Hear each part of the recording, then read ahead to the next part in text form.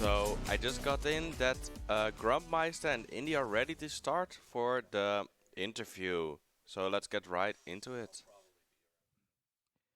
Good morning, guys. Welcome back to BSG 2018 from the beautiful venue here in Blal. I'm Ian the Dragpack. I'm joined by Grumpmeister. Good morning. Good morning.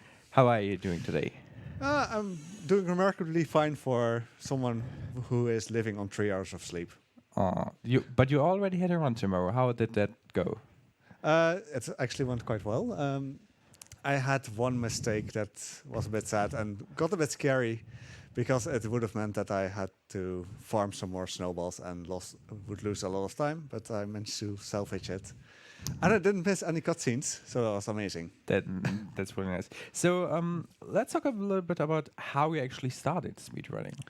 Okay, my speedrunning experience started when I was watching an SGDQ or something, and then there was a run from Mega Richter about with Maui Mallard and Cold Shadow. I really liked that game as a kid, but I never got it. It just looks awesome. I mean, Donald Duck and ninjas. What can go wrong? So there was a 12-hour challenge, and I just picked it up.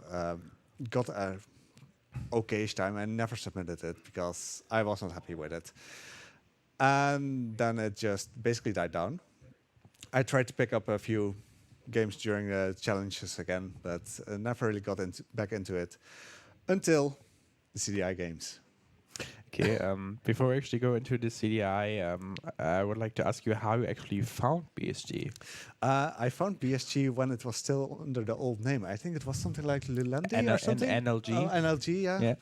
Like that's how I found it at first. And I've basically been lurking in the Discord and that kind of stuff, but I never really went until BSG 23 2 months ago. Also to play Link Face of Evil. Just the normal 100%, no cutscenes. Okay. So your console is very, very special. When people told me I have to do an interview about the CDI with you, I was like, what's in CDI? It makes sense. What actually is it? Because it looks weird as a console. Yeah, it's basically the remnant of a failed deal of Nintendo. Nintendo at one point saw that Sega was making the Sega CD attachment. And they were like, oh, we want that for the Super Nintendo. So they first had to deal with with Sony. And they had some disagreements and it fell through. So they basically created their own competitor there, right there, because they were developing the CD attachment. Sony was like, oh, well, we'll continue and made PlayStation. Then Nintendo came to Philips, like, oh, we want the CD attachment. Yeah, they started working on it, and then Nintendo noticed that Sega CD was actually doing quite badly. Like, people didn't really want it; it didn't work as well. So they just pulled the plug on the project, and as a compensation, they told Philips, like, okay, you can use some of our game characters, and that turned out wonderful. Okay, you have the console with you. Can you actually show it? Because yes, at first Philips did not know what they wanted to do with it. They brought it on the market, and they were like, "Okay, we have games for it, but we also have edutainment. We have things for pharmacies like encyclopedia, that kind of stuff." So they didn't know what to do with it. So at first, you had this beautiful device. I'm actually having to pry it out of the crate. This big box of, it's unwieldy. Yeah. It made sense because it's about the same size as a video recorder back in the days. Like for kids who are too young still, there used to be videos that weren't on a disc. There was a tape. So you had this beautiful box. And then at one point, Philips was like, okay, this doesn't really sell well. It was really expensive as well. They started to notice that the things that sold best on the CDI were the games for some reason.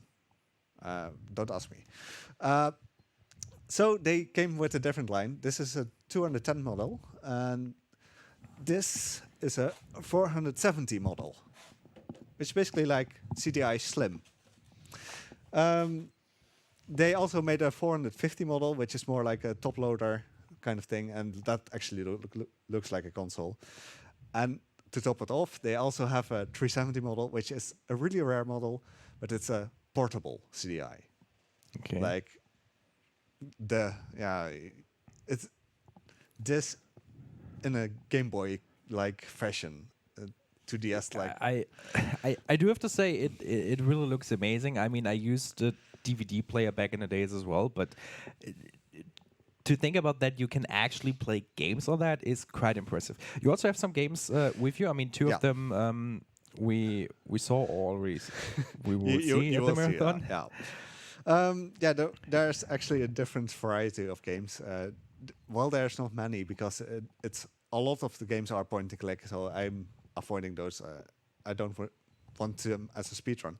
So I mostly got games that are possible, maybe, as speedrun. So, as a more well-known name, you have Micro Machines. That happens on other consoles as well. But the CDI version is just really, really slow, as it's a CDI version. We have stuff like The Apprentice, which I think only appeared on CDI. I'm not 100% certain on that. But it's actually a decent platformer. It's just one hit and you're dead. But we have multiple Christmas themed platformers, of which Christmas Country is actually pretty decent.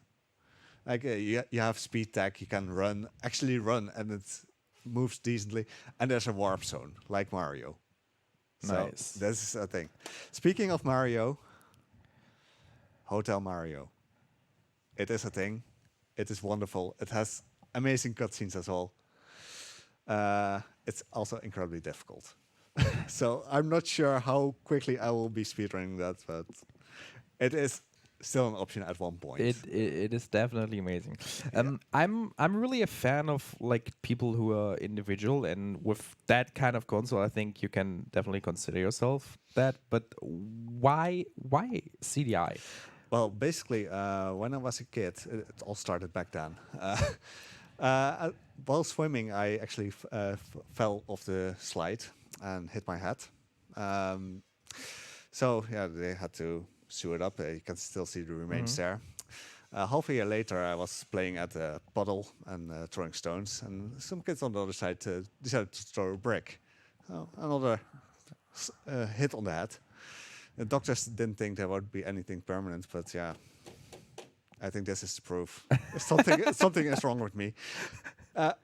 On a more serious note, my parents had this as when I was a kid, and for instance, the Zelda games, the Wand of Gamelon and Face of Evil, they are my first Zelda games, and because of that, yeah, I mean, it still gives you a good feeling like this is your childhood.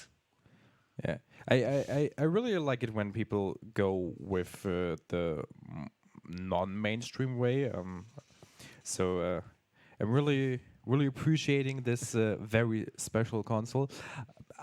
But do you also play other games that are not on a CDI? At this point, not really. Well, casually, yes, but I mean, I am actually going to look into speedruns for the Atari Lynx. So from obscurity to obscurity. And I actually had my Atari Lynx modded so that I can stream off the original hardware and make it possible to run on a marathon. Are there any obscure runs in this marathon you're looking forward to?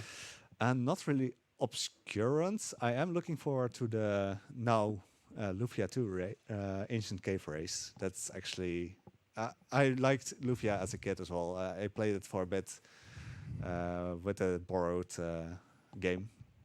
So yeah, I'm looking forward to that. It's completely random. It can go anyway, so that's fun. And I'm still looking forward to the Kirby block, basically, because they can make memes out of that. They can prolong the meme block tonight. Yeah. So because that should happen. If you haven't noticed, we have a whole meme block today. So yeah, do you have any final words you want to say, or maybe give advice to the people who also want to run on an CDI? Just do it. I mean, For some games, it is allowed to run on an emulator, even though the emulator is really bad because who wants to play on the CDI? I mean, but if you're in the Netherlands or around the Netherlands, it's not too expensive to get a CDI or get these games. I feel sorry for the people in America though. They pay heavy, how do you call it? Like because the games are more rare there, they pay the premium prices for it. And speaking of, just to get back to the CDI, just got in my mind, Philips actually allowed other companies to make CDIs. So in America, it's mostly known as the Magnavox. All right. So, yeah, Grump, I want to really thank you for the interview. It was very interesting. And if you guys want to see more, just check out his channel. And you also have another one today. Yes, I will be running Zelda: The Wand of Gamelon, the unofficial sequel to Faces of Evil. They were released at the same time, but story-wise. So we're all looking forward to it. Yes. That was Grumpmeister. My name is Ian Dragpack, and we're going to give it back to our host. Thank you very much. So thank you for that really interesting interview about the CDI. Upcoming next is Mario Party Minigame Island Any Percent by RDV. Coming back in a bit.